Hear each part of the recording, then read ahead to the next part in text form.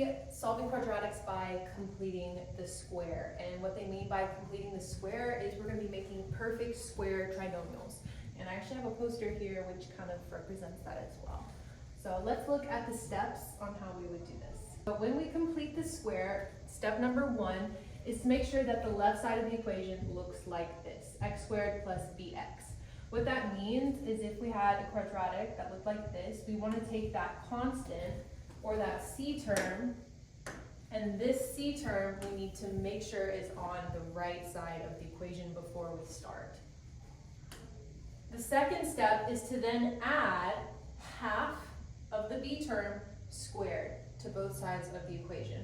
So again, that b term is just whatever number is next to the x.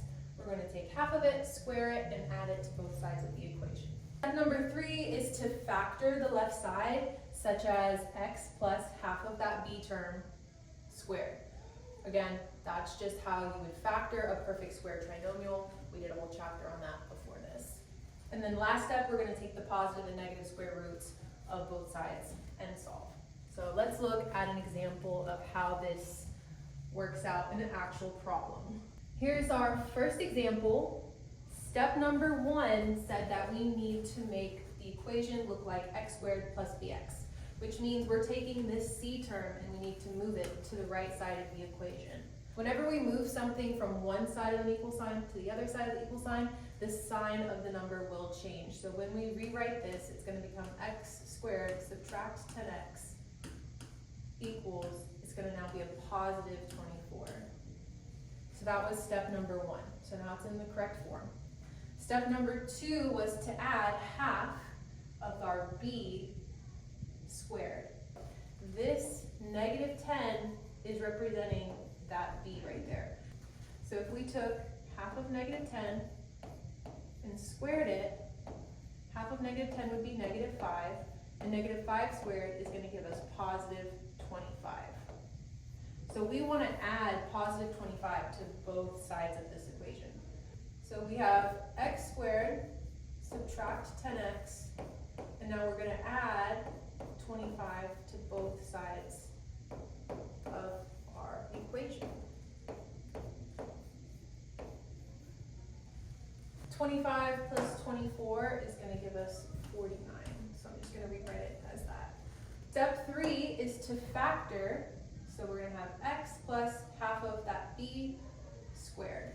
So we're going to put an x. We want half of negative 10, which is 5, and we're going to square it. Equals 49. At this point, a lot of people are like, what happened to the 25? Where did it go? Now, if you want, you can always check if you factored it correctly, and that will tell you where that 25 went. So we know that x minus 5 squared is the same as x minus 5 times x minus 5. And if we FOILed this, x times x is x squared, x times negative 5 is a negative 5x, negative 5 times x is another negative 5x, and negative 5 times negative 5 is positive 25, and that's where the 25 went. It was tucked away inside our perfect square trinomial. So this is the correct factored form. So at this point, we're at our final step, which is to do the positive and negative square root and solve. So if we do the square root of both sides, the square and the square root are inverses, so they cancel each other out, leaving us with x minus 5 is equal to plus or minus 7. We now need to solve the problem twice, once with positive 7, and the second time as negative 7. When we solve it this way, we need to add 5 to both sides, which means x is equaling positive 12. Or if we have a negative 7 and add 5 to both sides, that means negative 7 plus 5 is negative 2. So the two solutions for this quadratic is positive 12 and negative 2.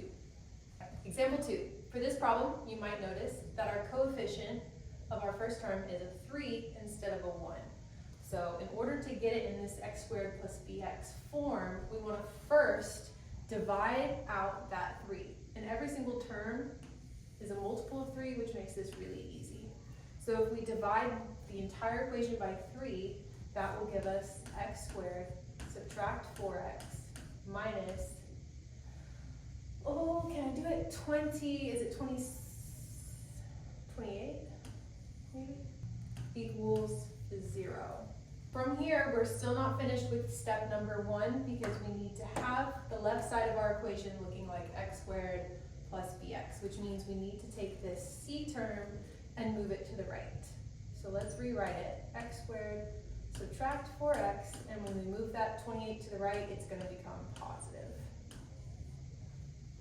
Step number 2 is we are adding half of that b term squared. So the b term here would be -4.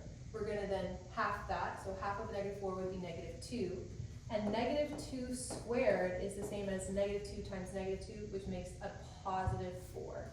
So we're adding +4 to both sides of the equal sign. So let's rewrite. X squared, subtract 4x, plus 4, and we're adding 4 to the 28 as well, which will give us a 32. So now that we've added half of the b squared to both sides, step number 3 is to factor x plus b, or half of b squared. So we're going to do x, b again is that -4, half of that would be 2 squared equals 32. Final step is to find the positive and negative square root and to solve. So if we do square root on both sides, square and the square root will cancel, so we just have x minus 2 left. And to do the square root of 32 is going to give us some wonky number. So if we want to simplify the square root of 32, we can go over here and we can divide it by 2, and we realize 32 is made up of 2 and 16. 16 is a perfect square, so we can find the square root of 16, which is 4, and the square root of 2 will have to stay underneath the square root sign.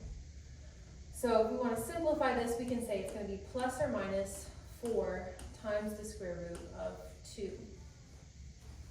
Now again, we get to the point where we need to now solve it twice, once with the positive and once with the negative. In this case though, I'm just going to keep the plus or minus sign and write my solution as x equals, if I add 2 to both sides, it'll be positive 2 plus or minus 4 times the square root of 2. And this is the solution. Again, the two solutions are, it could be positive or it could be negative, 4 times the square root of 2 on this one.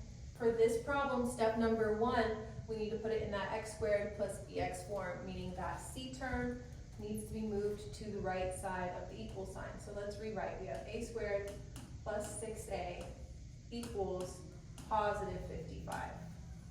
Again, when we move something from the left to the right side or the right to the left side, the sign is always going to change. So it was negative, now it's positive.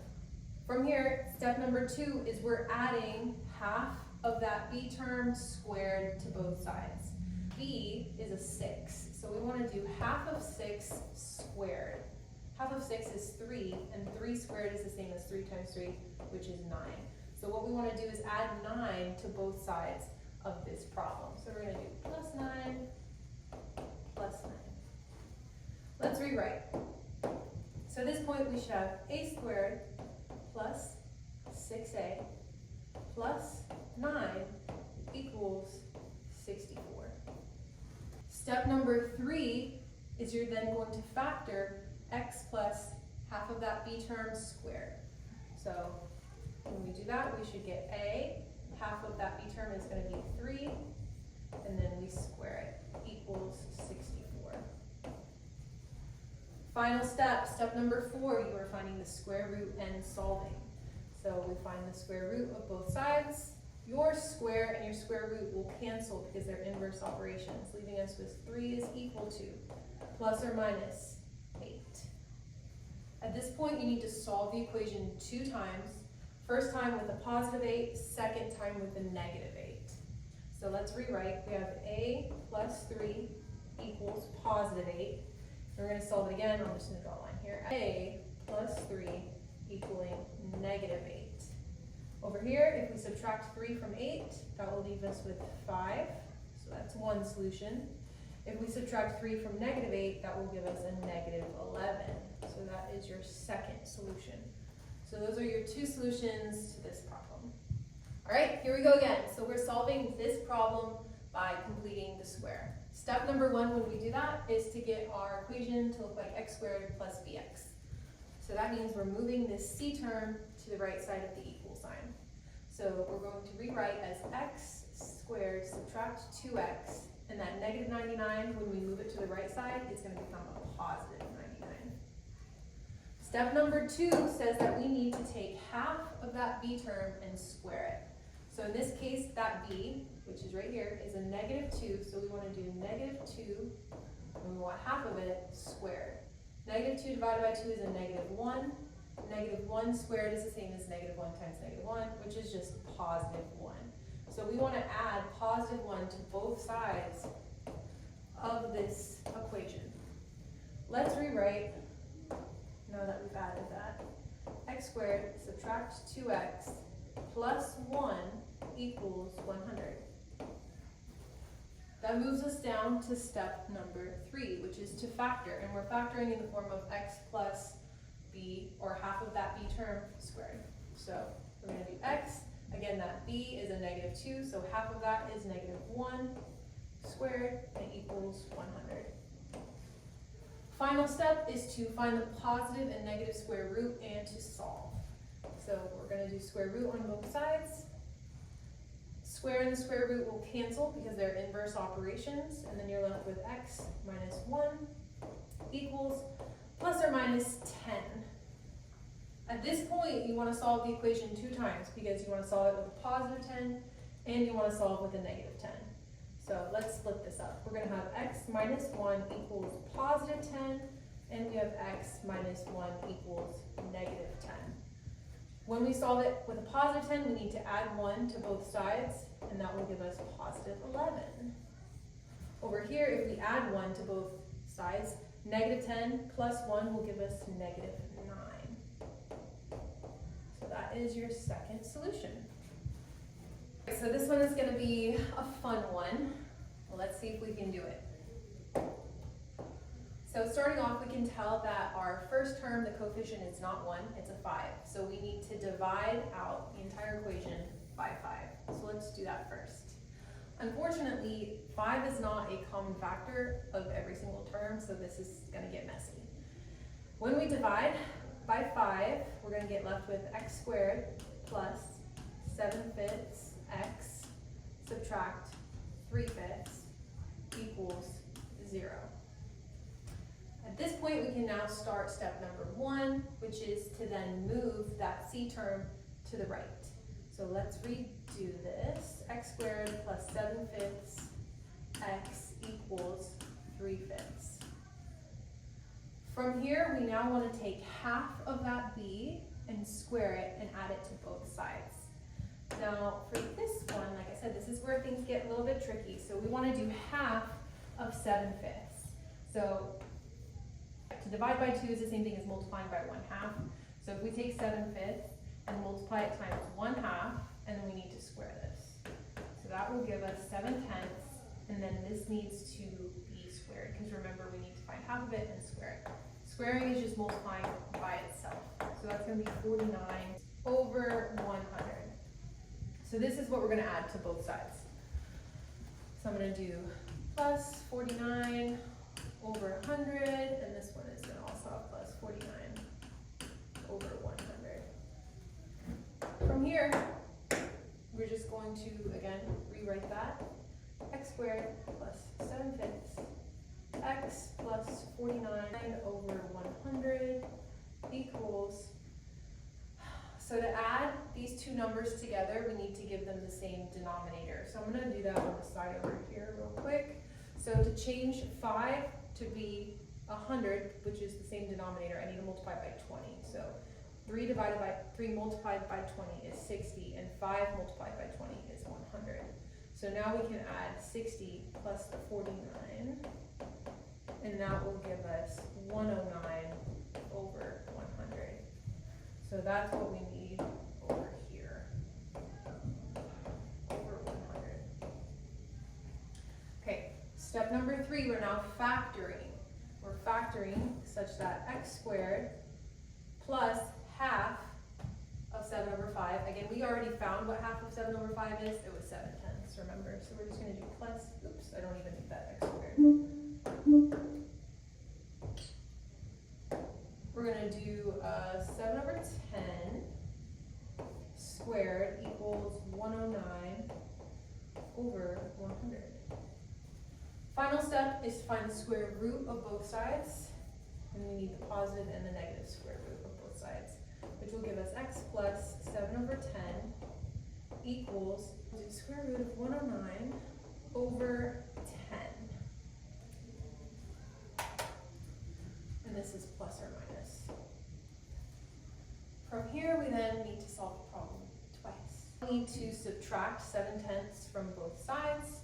And whenever we do that, we should get x equals plus or minus the square root of 109 over 10, subtract 7 over 10, which we can rewrite because they have the same denominator, so this will combine nicely.